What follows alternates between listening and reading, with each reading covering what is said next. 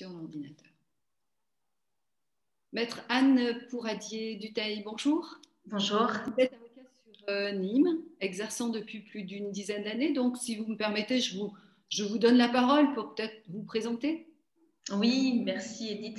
Alors effectivement, je suis installée au barreau de Nîmes depuis 10 ans. J'ai fêté mes 10 ans de prestation de serment au mois dernier. Je suis installée à Bagnols-sur-Cèze, donc c'est une petite ville dans le nord du Gard, où nous avons du coup quelques confrères avec lesquels on est habitué de travailler ensemble dans différents dossiers. Donc ça fait 10 ans que je suis installée sur ce territoire et que je me développe. J'ai un cabinet individuel, plutôt civiliste, avec une dominante importante en droit de la famille. Voilà. Donc vous, depuis le 1er janvier 2021, nous avons maintenant donc mis en pratique nous tentons de mettre en pratique cette réforme du divorce.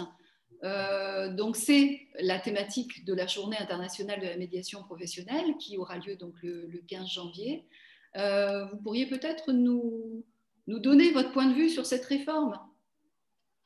Oui, alors c'est vrai que c'est une réforme qui est très intéressante, qui poursuit finalement la lancée qui avait été initiée par la réforme de 2017 sur le divorce par consentement mutuel, que j'ai connue du coup aussi, et à laquelle il a fallu s'adapter.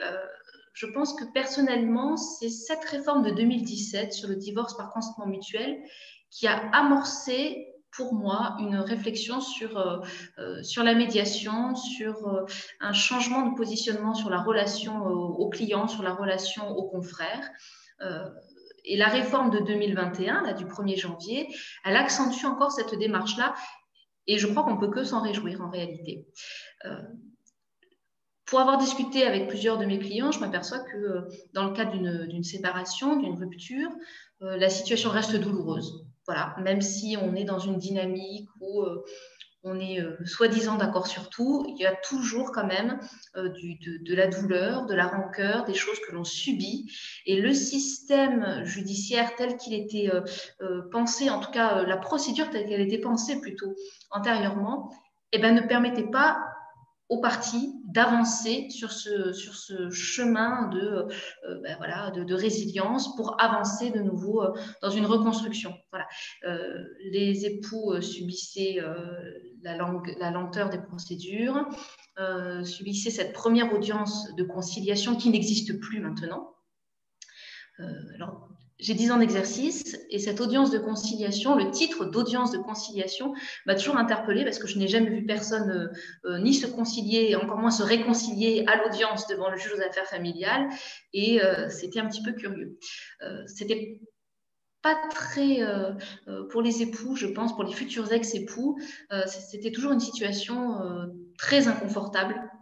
Parce que dans beaucoup de cas, finalement, les gens étaient dans une situation de rupture et pour beaucoup de dossiers, c'était la première fois qu'ils se retrouvaient. Ils se revoyaient pour la première fois dans le bureau du juge aux affaires familiales, ce qui était vraiment une épreuve pour eux. En tout cas, moi, c'est comme ça que je le percevais en tant que conseil.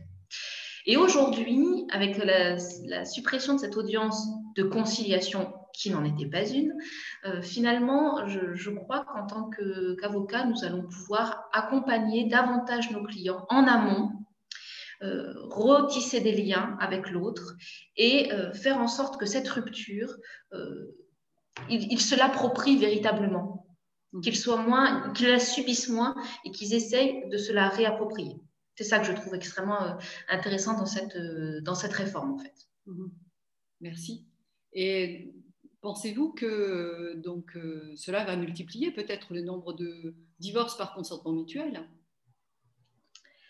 Alors, c'est possible, sous réserve qu'il y ait une bonne communication autour de cette réforme, qu'il y ait un accompagnement d'un changement de mentalité pour les justiciables sur le rôle du conseil et leur place dans la gestion de leurs conflits.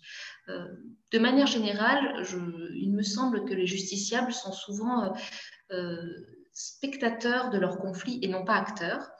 Et je crois qu'il faut absolument que nous apprenions que nous transmettions à nos clients le fait qu'ils sont acteurs, ils sont véritablement acteurs de leur conflit. C'est à eux qu'ils ont un pouvoir de décision, c'est à eux de décider de la manière dont ils vont pouvoir traverser cette épreuve-là. Ils peuvent se saisir d'outils accompagnés de leurs conseils, d'outils qui vont leur permettre de choisir véritablement la manière dont ils vont se reconstruire après la rupture. Donc finalement, pour vous, la médiation est une opportunité. C'est peut-être pour un avocat la possibilité de travailler différemment, mais travailler aussi peut-être de concert avec d'autres corps de métier, comme par exemple les médiateurs. Oui, complètement. De la balle, si c'est possible. Oui. Oui, complètement. Alors, c'est vrai qu'il faut repenser l'exercice de son activité professionnelle. Je crois qu'il faut que l'avocat apprenne, l'avocat judiciaire, moi je suis vraiment avocat judiciaire, il faut qu'on apprenne à s'extraire de l'arène judiciaire pour reconstruire des relations différentes et travailler différemment avec ses confrères, avec les médiateurs. En ce qui me concerne, moi je m'apprête à commencer la formation auprès de l'EPMN pour devenir avocat médiateur parce que je prends conscience vraiment que c'est l'avenir de ma profession et en tout cas, personnellement, c'est comme ça que j'entends désormais pratiquer. Avoir les clés pour reconstruire des ponts avec l'adversaire, que ce soit avec le client adverse, mais également avec un confrère adverse. D'accord. Donc finalement, c'est une mutation, c'est une transformation de l'exercice d'avocat qui deviendra donc des avocats médiateurs professionnels à part entière et qui peuvent répondre à ce moment-là à l'intégralité des besoins de leurs clients, qui sont certes les besoins exprimés généralement que l'on entend, mais parfois les besoins exprimés ne correspondent pas aux réels besoins du client. Donc comme vous l'avez dit, c'est plutôt émotionnel. Et du côté émotionnel, la réponse, elle n'est pas nécessairement du juriste, elle est du côté du médiateur professionnel qui, lui, est un expert de la relation. Oui, tout à fait. Ne donner un regard que juridique à la situation, finalement, c'est tronquer la réalité.